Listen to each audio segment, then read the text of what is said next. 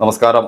TP. Chandrasekharan വധക്കേസിൽ CPM ഉന്നതരുടെ പങ്ക് നിരവധി തവണ ചർച്ചയായിട്ടുള്ളതാണ്. കോഴിക്കോട് ജില്ലാ സെക്രട്ടറിയായിരുന്ന പി മോഹനും പിണറായി വിജയനുമൊക്കെ ടി.പി. വധക്കേസിൽ പങ്കുണ്ടെന്ന് പല ഘട്ടങ്ങളിലായി ആരോപണങ്ങൾ ഉയർന്നിരുന്നു.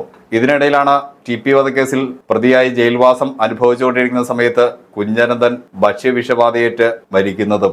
ഇത് മുഖ്യമന്ത്രിയുടെയും CPM ഉന്നതരുടെയും അറിവോടെ കുഞ്ഞനന്തനെ ഇല്ലാതാക്കിയതാണെന്ന ആരോപണവുമായി ലീഗ് നേതാവ് KM ഷാജിയും രംഗത്ത് വന്നിരുന്നു. ഇതിനു പിന്നാലെയാണ് ഇപ്പോൾ ടി.പി.യെ കൊന്നതിന്റെ സത്യങ്ങൾ മുഴുവൻ അറിയാവുന്ന സത്യനാഥും കൊല്ലപ്പെടുന്നത്. ഇദ്ദേഹത്തെ കൊന്നതോ അതോ കൊല്ലിച്ചതോ എന്ന ചോദ്യമാണ് ഇപ്പോൾ ഉയരുന്നത്. ഇതിനു പിന്നിൽ പിണറായി വിജയനാണോ എന്ന ചോദ്യവും ഉയരുന്നുണ്ട്.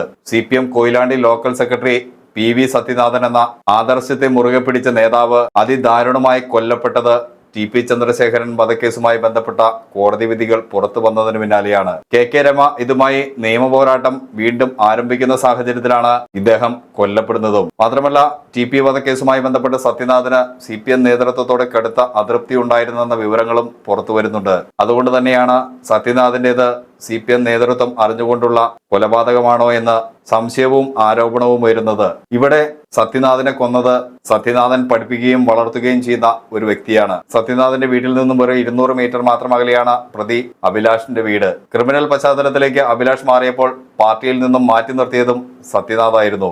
അപ്പോഴും CPM അനുഭാവികളുടെ വാട്സപ്പ് ഗ്രൂപ്പുകളിലും മറ്റും അഭിലാഷ് സജീവമായിരുന്നു. സത്യനാഥനെ കൊല്ലുമെന്ന് അഭിലാഷ് പലതവണ പറഞ്ഞിട്ടുണ്ടെന്ന വിവരങ്ങളും പുറത്തു വരുന്നുണ്ട്.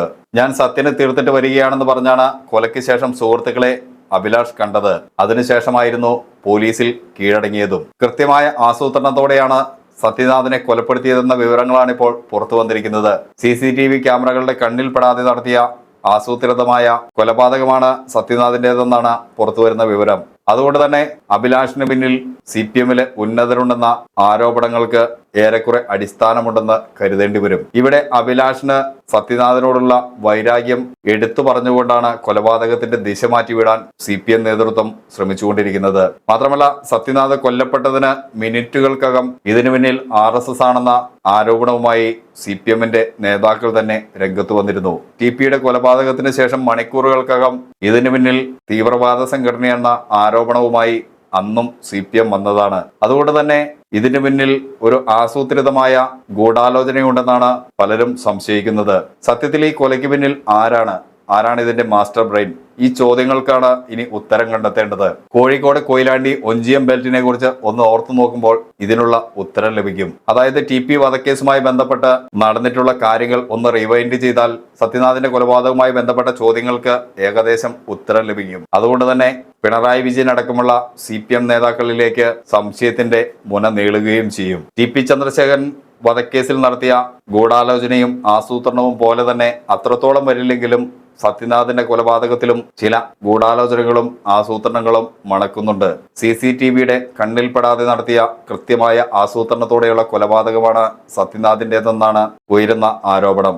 പാടത്തെ പണിക്ക് വരമ്പത്ത് കൂലി നൽകുന്നവർ അല്ലെങ്കിലും ഇങ്ങനെയാണ്. കൃത്യമായി തിരക്കഥ ഉണ്ടാക്കിയ ശേഷം മാത്രമേ ഏത് പ്ലാനും അവർ പ്രാവർത്തികമാക്കുകയുള്ളൂ. ഇതുവരെയുള്ള CPMന്റെ ചരിത്രവും അതുതന്നെയാണ്. ഇവിടെ സത്യനാഥൻ എന്ന കറകളഞ്ഞ കമ്മ്യൂണിസ്റ്റ് നേതാവിനെ കൊന്ന പ്രതിയെ പതിവ് പോലെ കോഴിക്കോട് ജില്ലാ സെക്രട്ടറി പി മോഹനും LDF കൺവീനർ EP ജയരാജനും തള്ളി പറഞ്ഞിട്ടുണ്ട്.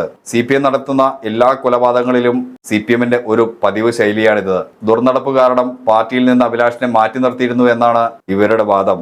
ഇത് CPM നേതാക്കളുടെ സ്ഥിരം പല്ലവിയാണ്. ടി.പി. ചന്ദ്രശേഖരൻ വധക്കേസിൽ വന്ന കോടതി വിധിയും പി മോഹനെതിരെ KK രമ നടത്തുന്ന നിയമപോരാട്ടവുമൊക്കെ ഈ കൊലപാതകവുമായി ബന്ധിപ്പിക്കുന്നുണ്ടെന്ന ചില സൂചനകളും പുറത്തു വരുന്നുണ്ട്. നേരത്തെ പി മോഹനെ കോടതി വെറുതെ വിട്ടിരുന്നു. ടി.പി. വധക്കേസിലെ നിർണായക വിവരങ്ങൾ അറിയാവുന്ന ഏതാനും ചില വ്യക്തികളിൽ ഒരാളാണ് പി മോഹനും. പി മോഹനെ വെറുതെ വിട്ടതിനെതിരെ വീണ്ടും കോടതിയെ സമീപിക്കാൻ ഒരുങ്ങുകയാണ് ടി.പി.യുടെ ഭാര്യയും വടകര MLAയുമായ KK രമ.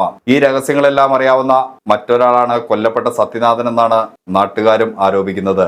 എപ്പോഴും ആദർശം ഉയർത്തിപ്പിടിക്കുന്ന നേതാവായതുകൊണ്ട് തന്നെ സത്യനാഥന് പി മോഹനെ വെറുതെ വിട്ടുകൊണ്ടുള്ള വിധിയുമായി പൊരുത്തപ്പെടാൻ സാധിച്ചിരുന്നില്ല. താൻ ഈ കേസിൽ നിന്ന് രക്ഷപ്പെടുമെന്ന് പി മോഹന് ഉറപ്പുണ്ടായിരുന്നു. ഇത് പലപ്പോഴും CPM നേതാക്കൾക്കിടയിൽ വലിയ ചർച്ചയാവുകയും ചെയ്തിരുന്നു.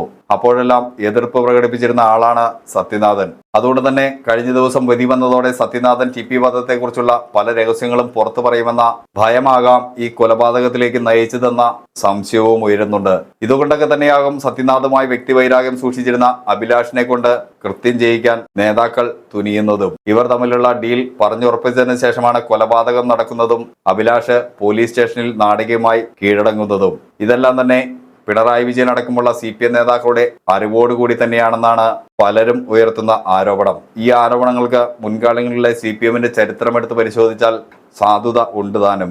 ലോക്സഭാ തെരഞ്ഞെടുപ്പ് എടുത്തിരിക്കുന്ന സാഹചര്യത്തിൽ TP കേസിലെ മറ്റു വിശദാംശങ്ങളിൽ കൂടി പുറത്തു വന്നാൽ ലോക്സഭാ തെരഞ്ഞെടുപ്പിൽ അതിദയനീയമായി പാർട്ടി പരാജയപ്പെടുമെന്ന ഉറപ്പാണ് സത്യനാഥന്റെ കൊലപാതകത്തിലേക്ക് നയിച്ചതെന്ന ആരോപണവും നിലനിൽക്കുന്നുണ്ട്. ക്ഷേത്ര ഉത്സവത്തിനിടെയാണ് കൊല നടത്തിയിരിക്കുന്നത്. CCTVയുടെ ദൃശ്യങ്ങളിൽ കുടുങ്ങാതെ വളരെ ആസൂത്രിതമായിട്ടായിരുന്നു കൊലപാതകം. CCTVയുടെ പൊസിഷൻ അടക്കം മനസ്സിലാക്കിയാണ് അഭിലാഷ് കൃത്യം നിർവഹിച്ചത്. ഇത്ര ആസൂത്രിതമായി കൃത്യതയോടെ നടത്തിയ കൊലപാതകത്തിന് ശേഷം ഇദ്ദേഹം പോലീസ് സ്റ്റേഷനിൽ നാടകീയമായി കീഴടങ്ങിയതും ഇതെല്ലാം കൂടി നോക്കുമ്പോൾ ഇതിനു പിന്നിൽ മറ്റൊരു ഗൂഢാലോചന കൃത്യമായി മടക്കുന്നുണ്ട്. പോലീസ് സ്റ്റേഷനിൽ കൃത്യമായി കീഴടങ്ങാനായിരുന്നെങ്കിൽ എന്തിനാണ് CCTV ദൃശ്യങ്ങളിൽ നിന്ന് മറഞ്ഞിരുന്ന് കൃത്യം നടത്തിയത്? ഇങ്ങനെയുള്ള നിരവധി ചോദ്യങ്ങളാണ് സത്യനാഥിന്റെ കൊലപാതകവുമായി ബന്ധപ്പെട്ട് ഉയർന്നു വരുന്നത്.